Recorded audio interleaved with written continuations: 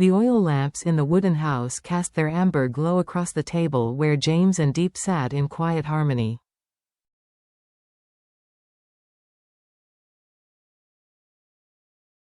The rich aroma of stewed meat rose like incense, blending with their laughter, a fleeting moment of peace in a world already teetering on the edge of disruption.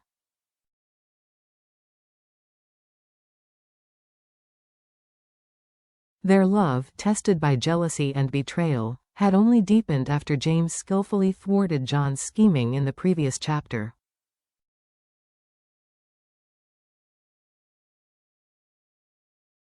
For a moment, they allowed themselves the luxury of believing in the future, but tranquility is fragile.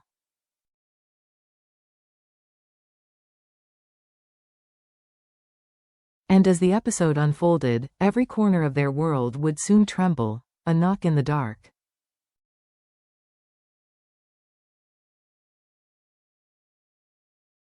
At 0:37, the calm was fractured. A heavy knock resounded against the wooden door, rattling through the silence.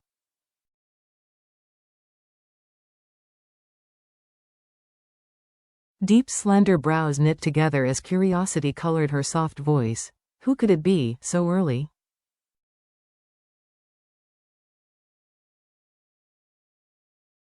Placing her rice bowl aside, she padded toward the door, the rubber soles of her worn sandals squeaking against the packed earth.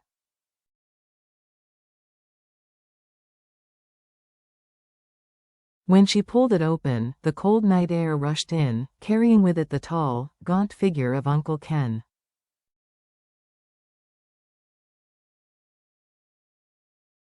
His threadbare brown coat hung loose on his wiry frame, silver hair falling across a face furrowed with years.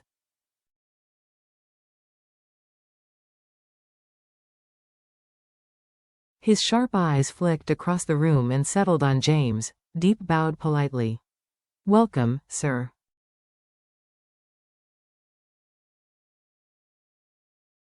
"Please, come inside. It's cold out. Sit, warm yourself."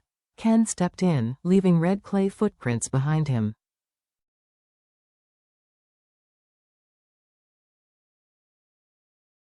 His eyes did not wander long. They locked on James. His voice, steady yet weighted, filled the room.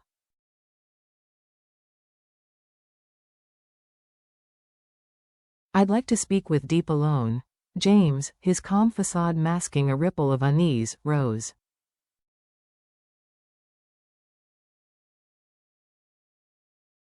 "Of course, sir. Please, speak freely with her." And with that, he stepped into the courtyard, the crunch of his leather shoes fading beneath the restless wind.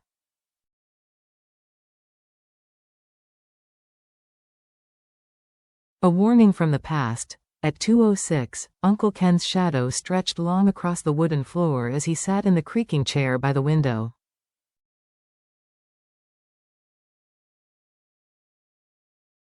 Pale light accentuated the deep lines of his face, his eyes glinting with a grave knowledge earned over decades.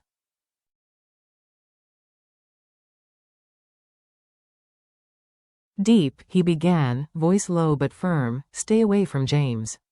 He is not the man you think."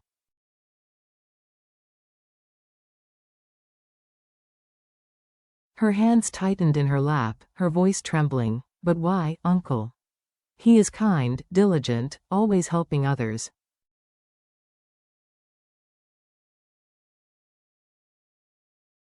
"How could that be wrong?" Ken shook his head, gaze piercing. "You may see goodness in him."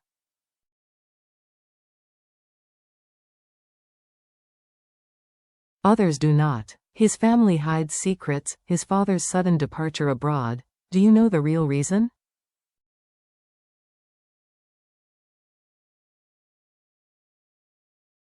Diep lowered her eyes, fingers clenching as though searching for answers in the floorboards.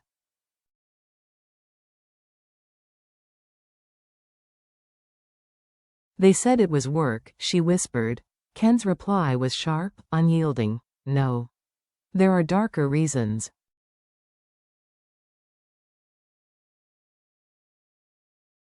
"Poverty, scandals, things you cannot imagine. Trust me, distance yourself from him."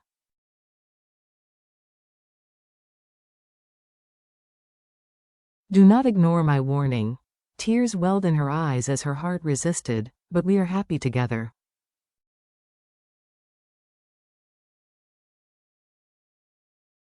Why must love be torn apart? He has done nothing wrong. Ken rose, his tall frame casting a shadow that swallowed the lamplight.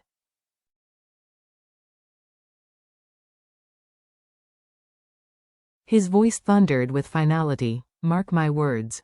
If tragedy comes, it will not be on my conscience.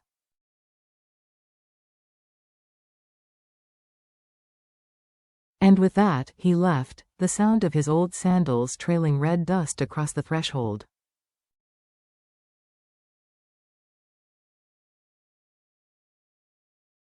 A heart heavy with doubt.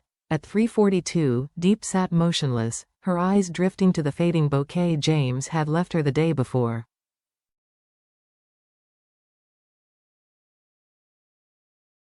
A vow formed silently in her chest. I believe in him, yet why does my heart tremble so?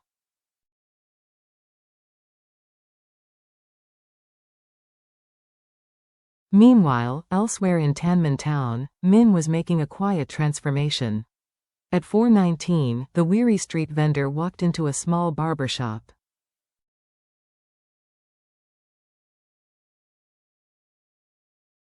Under the flicker of weak morning light, his gaunt features betrayed a mix of sorrow and resolve.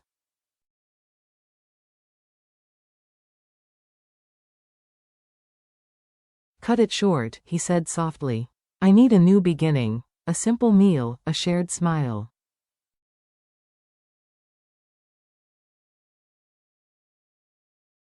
By 5:10, James sensed the heaviness in Diep's heart. With tenderness, he guided her hand.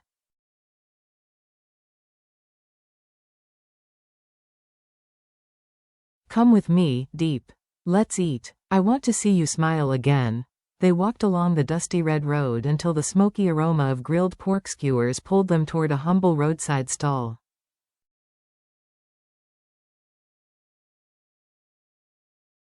The crackle of meat on hot coals, the laughter of passing villagers, all of it wrapped them in a fragile cocoon of normalcy.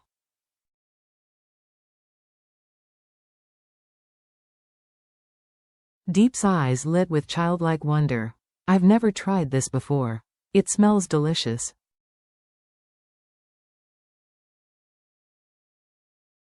James grinned, carefully wrapping fresh noodles around a skewer before dipping it generously in sauce.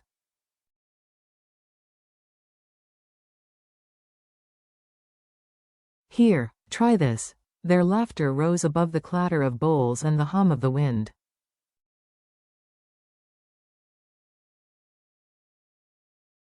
But even in that joy, shadows lingered.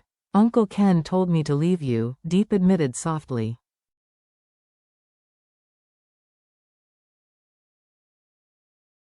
James's reply was calm, assuring. Don't worry. It's only his way of protecting you.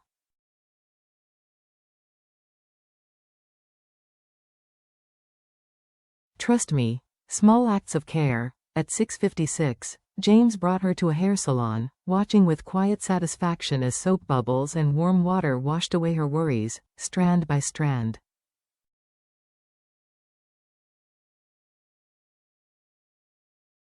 She emerged radiant, smiling. Thank you. I love it. Later, under the moon's silver glow, James walked her home.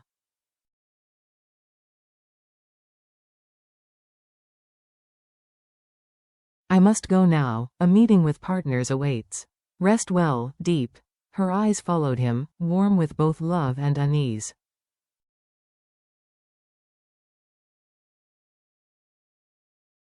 A stranger in the road. At 7:56, fate twisted again.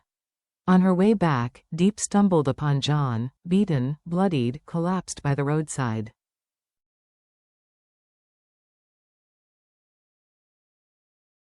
His lips cracked as he whispered, "Water. Please." Her compassion overcame her fear.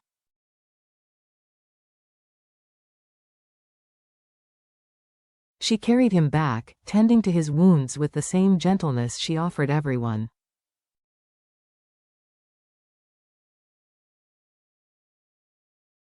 Yet unease lingered. John's presence was never without consequence. Business over tea.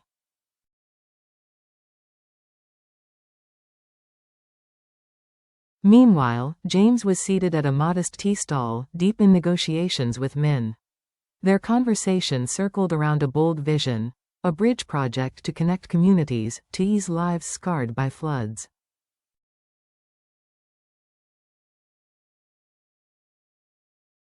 But as Min spoke of his inspiration, a virtuous girl, humble yet radiant, who sells vegetables in the market, James's heart clenched.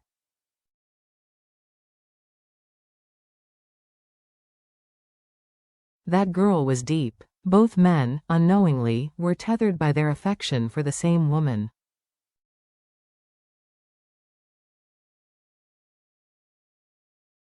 A foreshadowing of storms. Back in her small wooden home, Diep spooned porridge for John.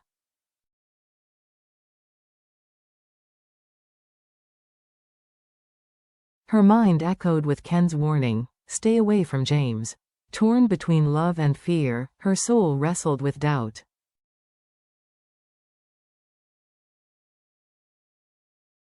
But the storm was only beginning. In the preview for episode 44, the doctor's words cut through the fragile calm. Diep is pregnant.